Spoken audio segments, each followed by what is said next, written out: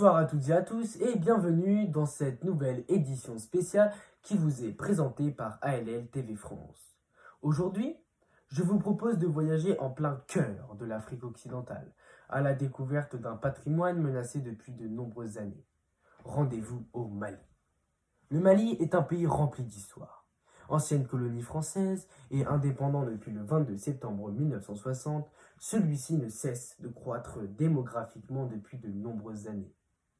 Région semi-désertique et pays en développement dont la principale activité économique est l'agriculture, le Mali a su, au fil des âges, laisser une empreinte reconnue partout dans le monde.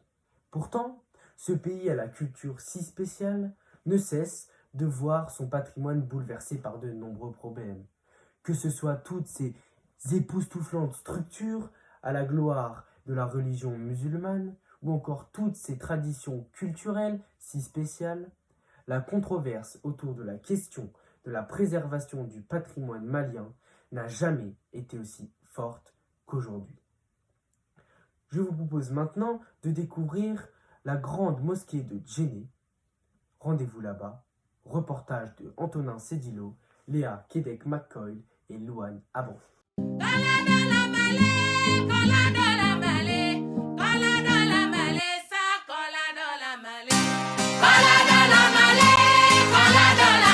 Ce riche brassage culturel a donné de nombreux monuments, tels que la grande mosquée de Djenné, édifiée en 1907.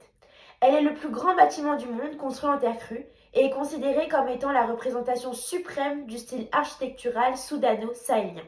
À Gao, situé sur le fleuve du Niger, on trouve aussi le tombeau des Askia, édifié par Askia Mohamed, empereur du Songhai, en 1495.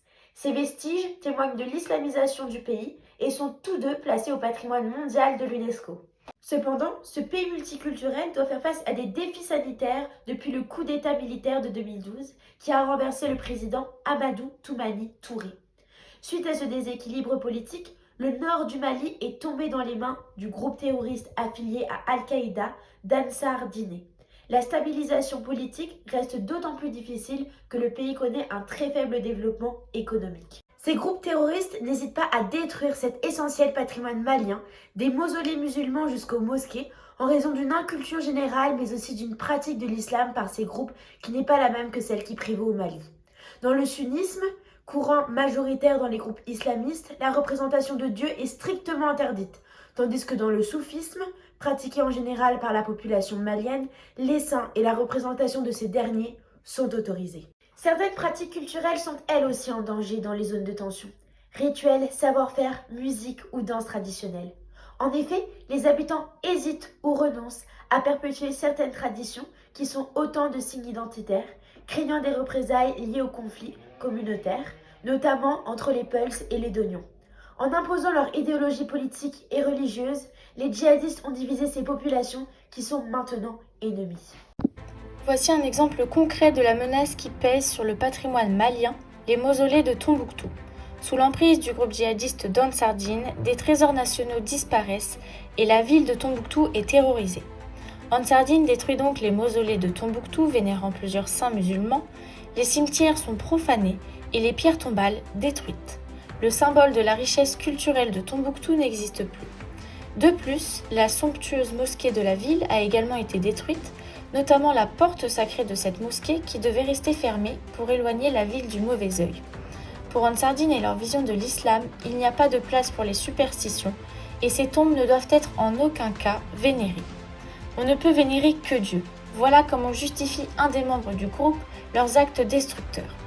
C'est donc depuis une dizaine d'années, avec l'arrivée du groupe djihadiste Ansar Dine, que le riche patrimoine malien est menacé. Ansar Dine contrôle maintenant tout le nord du pays, dont les villes de Tombouctou, Gao et Kidal. Malgré l'intervention de l'UNESCO et des pays voisins, tels que le Maroc et l'Algérie, personne n'est parvenu à stopper Ansar Dine.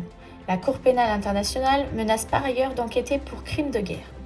Le patrimoine matériel, tel que les mausolées de Tombouctou qui ont été détruits, mais également le patrimoine immatériel, comme les rites et les savoir-faire, peinent à être perpétués par la menace constante du djihadisme au Mali.